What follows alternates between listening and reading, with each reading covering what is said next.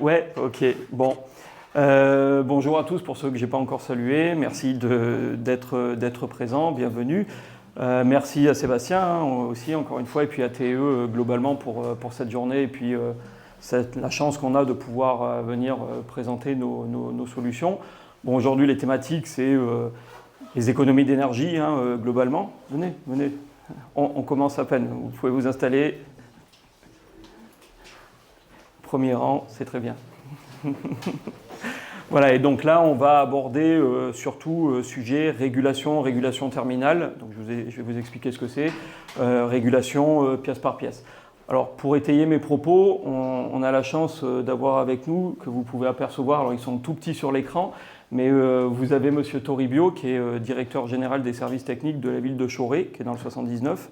Et vous avez Damien Collot, qui est le directeur général de la société Colo Énergie, qui vont intervenir aussi, vous allez voir après, sur un retour d'expérience sur un groupe scolaire qui a été équipé avec nos produits. Vous pourrez bien sûr aussi leur poser des questions pour nous expliquer un petit peu comment s'est passée la démarche et quels sont les résultats qu'ils ont pu obtenir.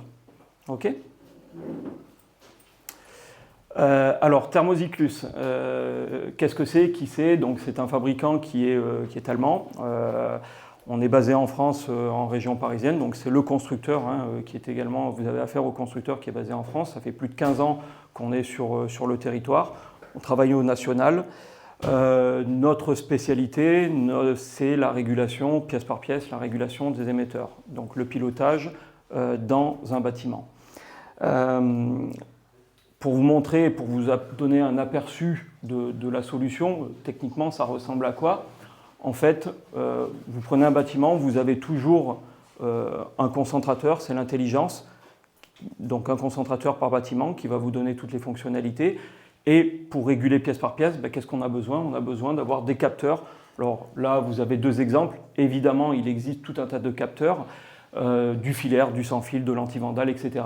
À minima, on va pouvoir mesurer au moins la température, l'objectif étant de piloter le chauffage, donc bien sûr, à minima, on mesure la température. On peut aussi également mesurer le CO2, l'hygrométrie, etc. Et en fonction des émetteurs de chauffage que vous avez, on va avoir une commande. Cette commande, elle s'adapte bien entendu à votre émetteur. Ça peut être une commande pour un radiateur électrique, ça peut être une commande pour un radiateur eau chaude. Ça, c'est ce qui est actuellement extrêmement demandé. C'est des solutions qu'on a depuis une quinzaine d'années. Sur le radiateur eau chaude, on était encore sur le bon vieux robinet thermostatique. Aujourd'hui, avec les nouveaux décrets qui sont sortis, évidemment, la donne a changé, surtout avec le prix de l'énergie. Aujourd'hui, un simple radiateur eau chaude, on cherche à le piloter un peu différemment pour pouvoir créer des scénarios, etc. Donc la régulation pièce par pièce, c'est ça, c'est un système comme vous le voyez ici. Encore une fois, je répète, mais l'idée c'est un capteur dans chacune des pièces et l'actionneur qui va bien en fonction de votre émetteur pour venir actionner justement cet émetteur. Les émetteurs, donc c'est du radiateur eau chaude, ça peut être du radiateur électrique, c'est des aérothermes dans des gymnases, des entrepôts, c'est du plancher chauffant, du panneau rayonnant, donc vous avez une panoplie qui est assez large. En termes de potentiel, alors on ne se rend pas forcément toujours compte, à travers le décret tertiaire, ça a été mis un peu plus en avant, l'ADEME, elle écrit noir sur blanc. Qu'est-ce qu'elle vous dit? Elle vous dit qu'avec une régulation pièce par pièce, en fait, vous pouvez aller à minima au moins chercher 15% d'économie d'énergie. Les 15 à 25% sont tout à fait atteignables. Ce ne sont pas des objectifs farfelus. Vous aurez un témoignage après, d'ailleurs, en ce sens.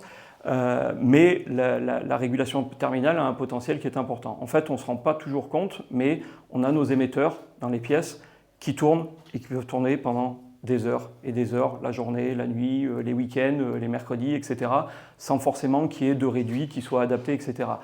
Rien que ça vous donne un potentiel qui est extrêmement important, pouvoir couper ces émetteurs, ne pas les laisser tourner, chauffer pour rien pendant des heures et des heures.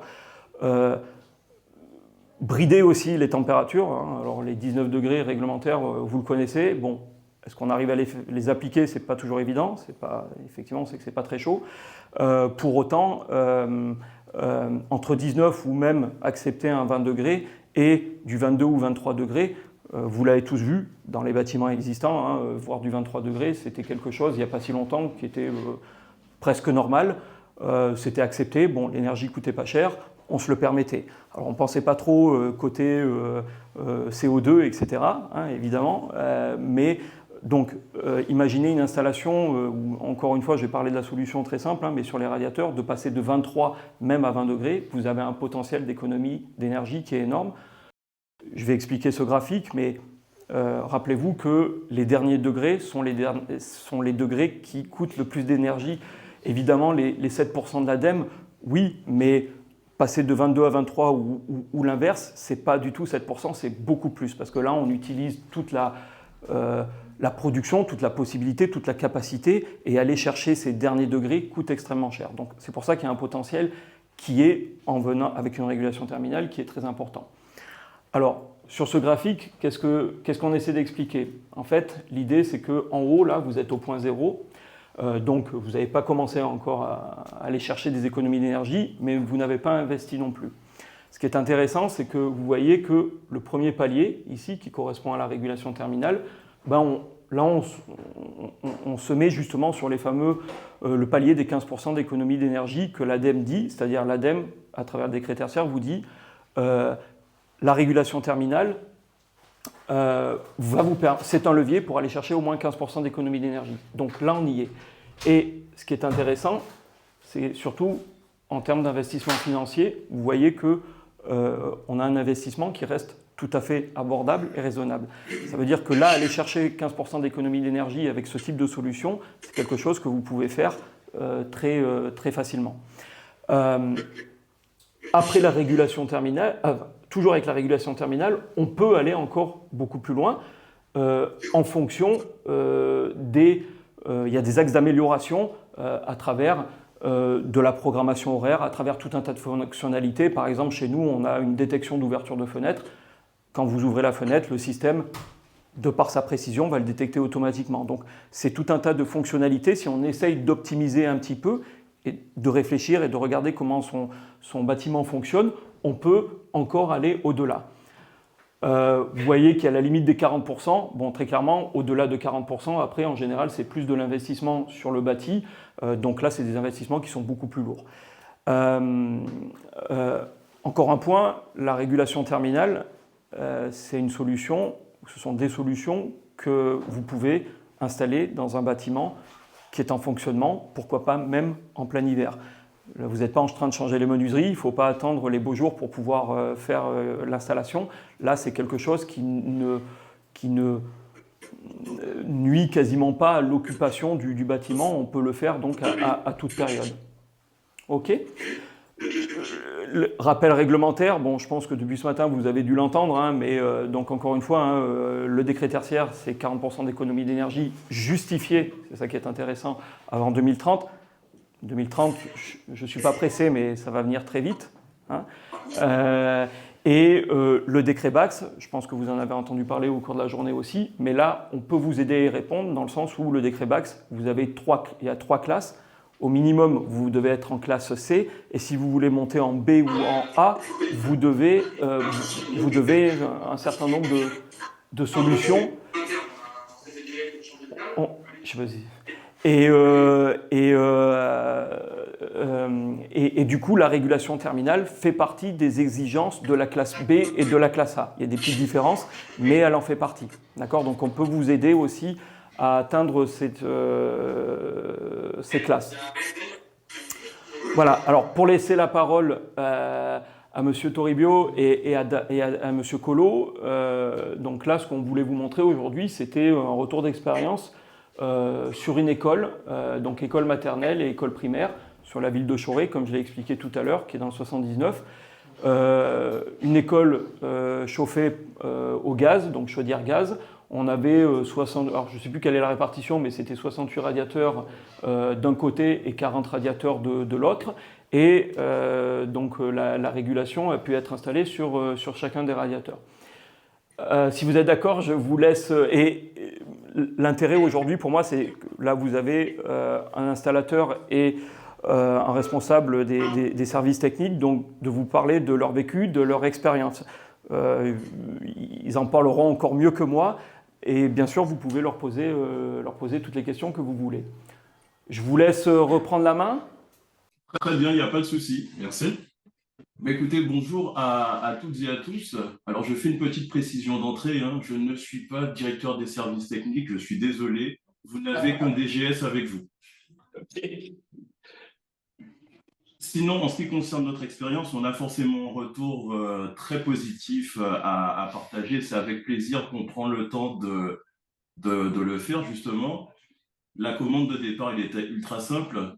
Lorsqu'on a été confronté à la hausse méga monumentale de l'énergie, sur notre département, en fonction des marchés qui avaient été passés, la dernière facture du mois de mars 2022 représentait à elle seule, on va dire 90% de nos consommations, enfin du prix à l'année. C'était vraiment quelque chose de démentiel.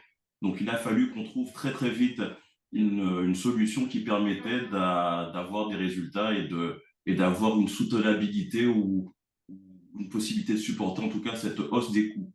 La solution qu'on a choisie, c'était une solution qui s'adaptait potentiellement à toutes nos chaudières, à tous nos systèmes de chauffage. Parce que si vous voulez, dans une ville comme Choré, on a un certain nombre de bâtiments publics. Et lorsqu'on a été voir les différents constructeurs qui nous ont installé des chaudières qui, pour la plupart, avaient été rénovées entre 2014 et 2020, ils nous ont chacun expliqué que leur système était impeccable, mais qu'il n'était adaptatif qu'au matériel qu'ils avaient installé.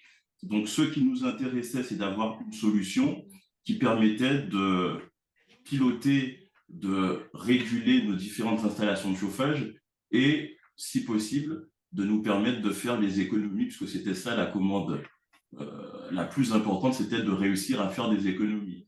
Le moyen le plus simple de faire des économies, c'est en consommant beaucoup moins. Il y a une question de performance également des bâtiments, et nous avons justement choisi de commencer par le bâtiment, en l'occurrence l'école élémentaire Jacques Prévert, qui était le plus abouti, puisque tout ce qui pouvait être fait en termes d'isolation, en termes de maîtrise thermique globale hors consommation, mais ça avait été fait. Donc, le dernier étage de la fusée, c'était vraiment ce système de régulation et le système Thermozyklus qui m'a été conseillé par Monsieur Collot ici présent. Il présentait vraiment cet avantage de s'installer potentiellement partout. Qu'est-ce qu'il en est advenu? Vous avez le tableau sous les yeux avec des chiffres qui sont assez éloquents. On se rend compte que très rapidement, après la mise en place de ce dispositif, on a pu aboutir à des baisses de consommation assez spectaculaires. Alors, on parle de 34%, on parle parfois même de 50%, mais ce qu'il faut retenir de manière globale, c'est que la consommation a énormément diminué. Pourquoi elle diminue? Parce que comme ça vous a été expliqué tout à l'heure, on a été en capacité, avec le dispositif que nous avons installé, de piloter de manière très fine les temps où le chauffage était allumé. Auparavant, on avait un système qui chauffait en permanence. Alors, on avait la possibilité de le couper carrément en fonction de certaines parties, dans certains moments de l'année, pendant certaines vacances, on essayait de couper, mais ce n'était pas automatique et il y avait parfois des fois où c'était oublié. Et comme on l'a dit, l'énergie ne coûtait pas cher. Alors avant, on ne s'en occupait pas du tout. C'était tout le temps allumé. On consommait vraiment énormément. Avec le nouveau système, il y a eu des scénarios d'établis, scénarios qui sont venus fixer à 19 degrés la température à laquelle les élèves étaient accueillis le matin, mais également tout au long de la journée. C'est-à-dire que dans cette école, à partir de 17 heures, les 19 degrés n'étant plus une priorité puisque les enfants étant partis, la température diminue. Ce qui est certain également, c'est qu'à partir de 6h30, 7h, en fonction de ce que la machine a déterminé comme étant le plus pertinent, puisque nous, on ne s'occupe de rien, c'est pour ça qu'un DGS peut le faire et que son directeur des services techniques peut s'occuper d'autres choses un peu plus techniques, la machine elle se réallume et au moment où les instituteurs et les enfants sont présents, il fait 19 degrés. Ce dont on se rend compte en plus, c'est que finalement, avec ce nouveau système, ben, la chaudière n'est pas allumée souvent. Dans les différentes pièces, on se rend compte, puisqu'on a la possibilité, pièce par pièce, c'est un élément aussi qui est assez intéressant de constater, on peut contrôler la température pièce par pièce. On se rend compte que les dispositifs de chauffage, ils ne sont pas allumés souvent, puisque la température cible, l'objectif qui est fixé à 19 degrés, est atteint. Donc ça, c'est quelque chose qui est vecteur d'énormément d'économies. Pour une école élémentaire, il y a forcément des petites réticences au départ. On a eu droit à des institutrices qui nous ont dit « Ah, il fait froid depuis que vous avez installé le nouveau système ». Mais l'avantage justement de ce système, c'est qu'il permet d'objectiver les choses. Du coup, on prend contact avec les intéressés, on a sur le smartphone les informations qui s'affichent, on les consulte avec elles ou avec eux, et très rapidement, on se rend compte qu'il n'y a pas de souci, que les températures annoncées sont bien 19 et que si auparavant dans cette école, il y avait des habitudes de confort qui avaient été prises et que les gens s'habillaient en t-shirt en plein hiver, bah, dorénavant, ils se mettent une petite laine supplémentaire et à 19, tout le monde est en situation de confort malgré tout. Donc, on a fait évoluer les pratiques, on a fait évoluer un petit peu les mentalités. Et même une petite dernière anecdote pour bien préciser à quel point le système est intéressant, puisqu'il a la possibilité à distance de vous indiquer s'il y a une fenêtre d'ouverte dans la pièce qui présente le petit dispositif de contrôle. Et lorsqu'on se rend compte de cela, on peut échanger avec les équipes sur place. C'est arrivé une fois. Et les équipes me disent, mais écoutez, Monsieur Toribio, vous dites qu'il y a une fenêtre d'ouverte, mais nous, on n'en constate pas. Par contre, ce que l'on constate, c'est que sur le site en question, il y a un courant d'air un petit peu frais, on ne sait pas trop d'où ça vient. Les services techniques sont intervenus, ils se sont rendus compte que lors d'une année précédente, il y avait peut-être eu des travaux qui avaient été faits sous des faux plafonds. L'isolant n'avait pas été remis correctement et il y avait une espèce de petit pont thermique qui s'était installé. Grâce à l'outil que nous avons installé, on a pu détecter cet élément-là et par la suite, on n'a plus du tout été appelé par les occupants de la classe en question pour nous signaler un quelconque défaut. Donc, ce qui est vraiment avantageux, c'est le pilotage, l'aspect relativement très précis de l'outil et la possibilité, évidemment, de faire des économies parce qu'on décide véritablement en mettant en place des scénarios, on décide d'être vraiment acteur de notre consommation. Et en l'occurrence, là, on peut vraiment couper les vannes sans vilain jeu de mots. La machine s'occupe de tout, l'intelligence artificielle s'occupe de tout. Nous, on peut juste contrôler que tout se passe bien. Et jusqu'ici, les chiffres à l'appui le montrent, tout se passe relativement bien. Super. Merci beaucoup. Bon, je pense que c'était relativement clair. Et oui, sur la dernière petite histoire qui est rigolote, c'est vrai que donc, chez nous, le système mesure les températures à la minute. On a des rafraîchissements des données toutes les minutes. On mesure la température au centième de degré. C'est ce qui nous permet aussi, pourquoi pas, de mettre le point sur un sujet.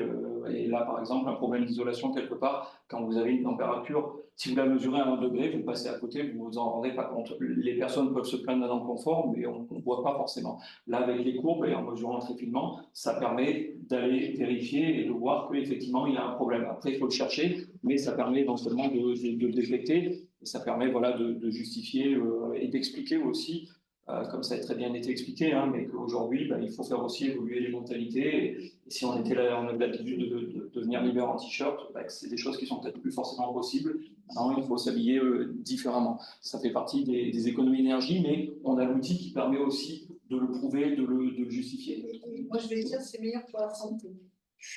Oui, absolument.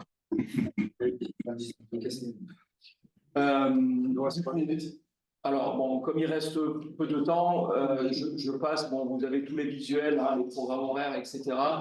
Il y a de l'intelligence artificielle, ça, j'ai ma table en bas, vous pouvez venir me voir.